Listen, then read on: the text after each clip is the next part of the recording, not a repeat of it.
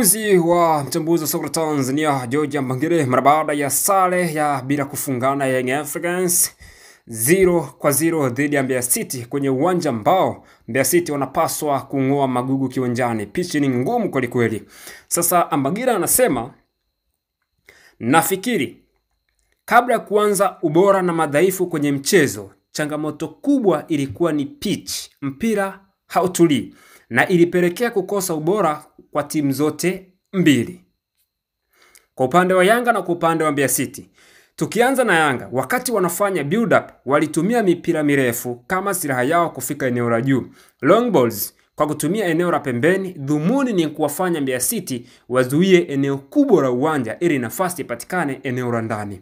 Nafikiri plan yao haikufanikiwa kwa sababu walikuwa na idadi ndogo ya wachezaji kwenye boxi la Mbeya City.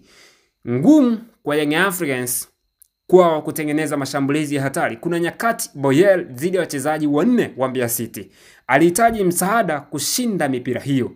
Young Africans walihitaji special players, mtu ambaye atafanya vitu vitokee kwa urahisi.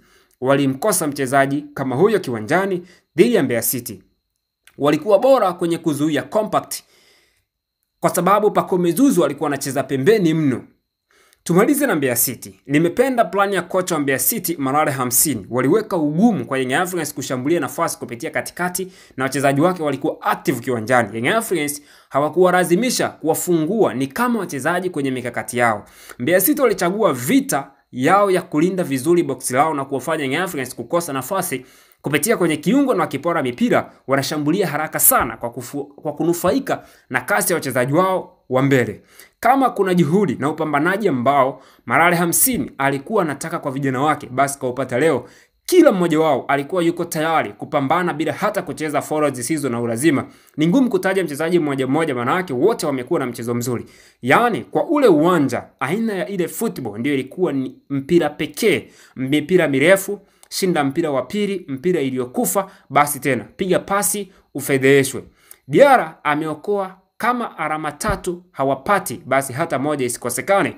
Jioni kaonesha umahiri wake katika lango. Nafikiri kwa balance nzima ya mchezo, matokeo ambayo kila mtu alistahili kupata, Young Africans sare na Mbeya City walistahili sare kwa mchezo wa leo. Kwa aina ya mchezo ambao wamecheza, kwa aina ya nafasi ambazo zimetengenezwa, Young Africans wamefeli sehemu moja tu, kwa kuto kutengeneza nafasi nyingi ndani ya boxi la Mbeya City, kwa sababu walikuwa wanamtegemea Andy Boba Boyel, ambaye Andy Boba Boyel alikuwa yuko peke yake na si kutengeneza nafasi kwa mchezaji mwingine, kwa sababu alikuwa na walinzi wanne wakati yupo kwenye box la Mbeya City, kitu ambacho kilikuwa ni kigumu kwake yeye kutengeneza nafasi. Sasa kitu cha kujiuliza ni kwamba Young Africans hawakuliona hilo, wanakuja kushtuka jioni wanamuongeza Dube kwenye eneo la mwisho, kitu ambacho tayari Mbeya City walishakifanyia kazi. Kwa hiyo mchezo wa leo, sare kwa Young Africans ni fair, matokeo yako sawa. Swali, kocha wataweza kuhimili hivyo? Wanakoma kumwanya, wamegoma kutoa mchango wa harusi. Nafikiri kabla ya kuanza ubora na madhaifu kwenye mchezo, changamoto kubwa ilikuwa ni pitch, mpira hautulii, na ilipelekea kukosa ubora kwa timu zote mbili, kwa upande wa Yanga na kwa upande wa Mbeya City. Tukianza na Yanga, wakati wanafanya build up walitumia mipira mirefu kama silaha yao kufika eneo la juu, long balls kwa kutumia eneo la pembeni. Dhumuni ni kuwafanya Mbeya City wazuie eneo kubwa la uwanja ili nafasi ipatikane eneo la ndani. Nafikiri plan yao haikufanikiwa kwa sababu walikuwa na idadi ndogo ya wachezaji kwenye boxi la Mbeya City. Ngumu kwa Young Africans kwa kutengeneza mashambulizi ya hatari. Kuna nyakati Boyel dhidi ya wachezaji wanne wa Mbeya City alihitaji msaada kushinda mipira hiyo. Young Africans walihitaji special players, mtu ambaye atafanya vitu vitokee kwa urahisi. Walimkosa mchezaji kama huyo kiwanjani dhidi ya Mbeya City. Walikuwa bora kwenye kuzuia compact kwa sababu Pacome Zouzoua alikuwa anacheza pembeni mno. Tumalize na Mbeya City. Nimependa plan ya kocha wa Mbeya City Manara 50. Waliweka ugumu kwa Young Africans kushambulia nafasi kupitia katikati na wachezaji wake walikuwa active kiwanjani. Young Africans hawakuwalazimisha kuwafungua, ni kama wachezaji kwenye mikakati yao.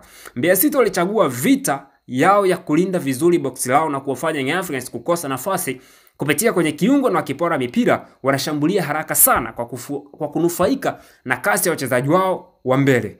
Kama kuna juhudi na upambanaji ambao Marale Hamsini alikuwa anataka kwa vijana wake, basi kwa upata leo. Kila mmoja wao alikuwa yuko tayari kupambana bila hata kucheza forwards zisizo na ulazima. Ni ngumu kutaja mchezaji mmoja mmoja, maana yake wote wamekuwa na mchezo mzuri. Yaani kwa ule uwanja, aina ya ile football ndio ilikuwa ni mpira pekee, mipira mirefu, shinda mpira wa pili, mpira iliyokufa, basi tena piga pasi ufedheshwe. Diarra ameokoa kama alama 3 hawapati, basi hata moja isikosekane.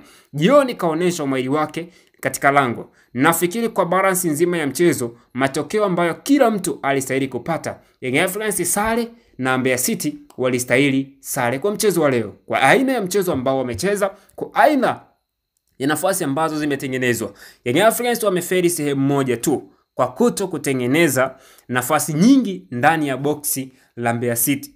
Kwa sababu walikuwa wanamtegemea Andy Boba Boyel, ambaye Andy Boba Boyel alikuwa yuko peke yake na si kutengeneza nafasi kwa mchezaji mwingine, kwa sababu alikuwa na walinzi 4 wakati yupo kwenye box la Mbeya City, kitu ambacho kilikuwa ni kigumu kwake yeye kutengeneza nafasi. Sasa kitu cha kujiuliza ni kwamba Young Africans hawakuliona hilo, wanakuja kushtuka jioni wanamuongeza Dube kwenye eneo la mwisho, kitu ambacho tayari Mbeya City walishakifanyia kazi.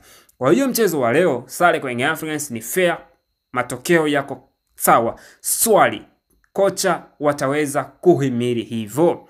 Wanakoma kumwanya, wamegoma kutoa mchango wa harusi.